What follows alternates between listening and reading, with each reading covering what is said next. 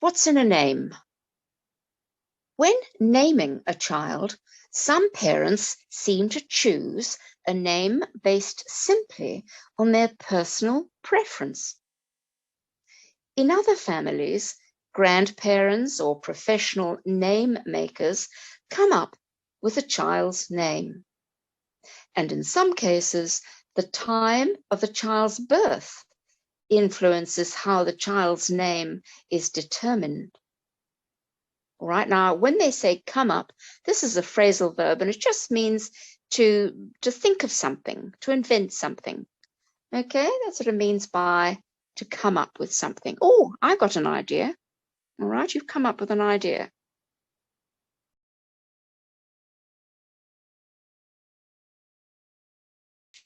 In many European cultures, names are typically chosen by parents. Parents' choice for their child's name may be based on names of relatives or ancestors within their particular family. For example, in Italy, children are traditionally named after their grandparents. In Italy, children are named after their grandparents. The parents generally use the father's parents' names first. If they have more children, then they will use the mother's parents' names. Similarly, some parents in Eastern Europe name their children after relatives who have died. This tradition is seen as a means to protect the child from the angel of death.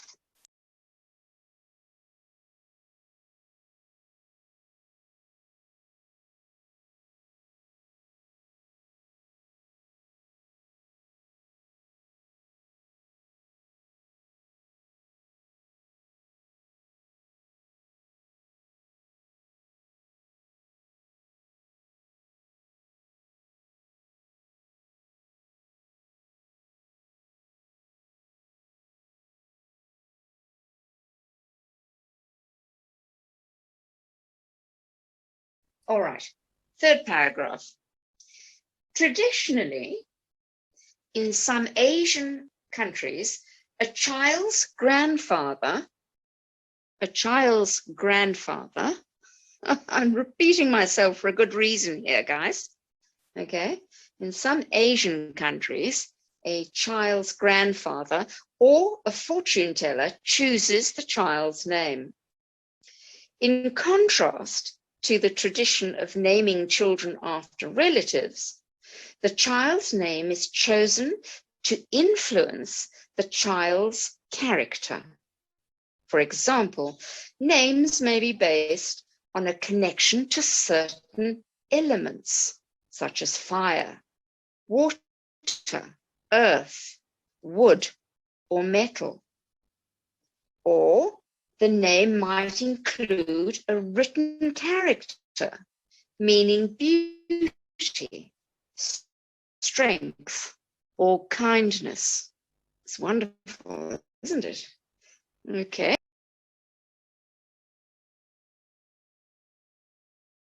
No matter where the name comes from, a child's name is the first gift in life.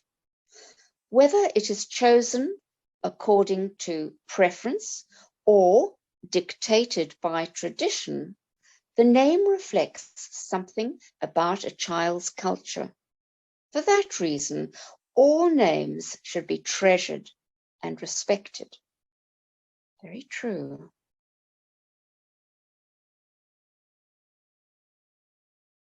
So write the letter of the word or phrase with the same meaning as the underlined words. So as you can see in the sentences, there's a word that's underlined. So we need to select A, B, C, D, E, or F as to what you think those words mean. So the first one is element, of course. So the elements of fire and water are opposites.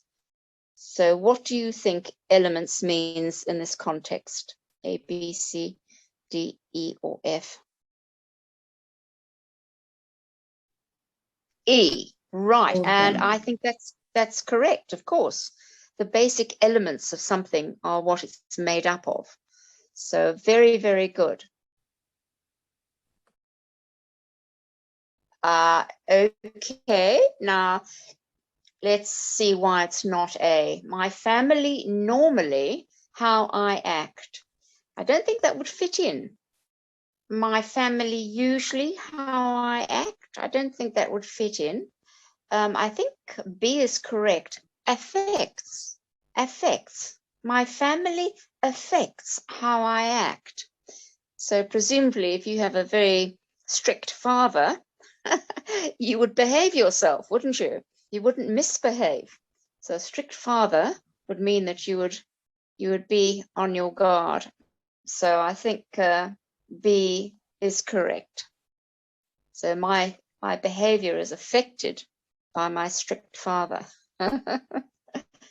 All right, number 3. Typically, Canadian families have 2 children.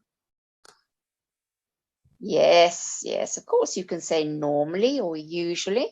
Yes, so usually Canadian families have 2 children, or normally, or typically. Yes, very good. Number 4. So even though I am from America, my ancestors were from Europe. So what could you use instead of the word ancestors? What does ancestors mean? So your relatives from long, long time ago, your great, great, great, great, great grandfather and grandmother are your ancestors. If they go far back enough, they're called your ancestors. Okay, good.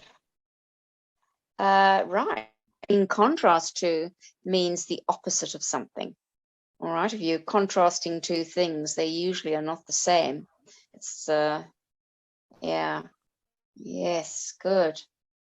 Her way of dressing reflects her outgoing character. Shows her outgoing character.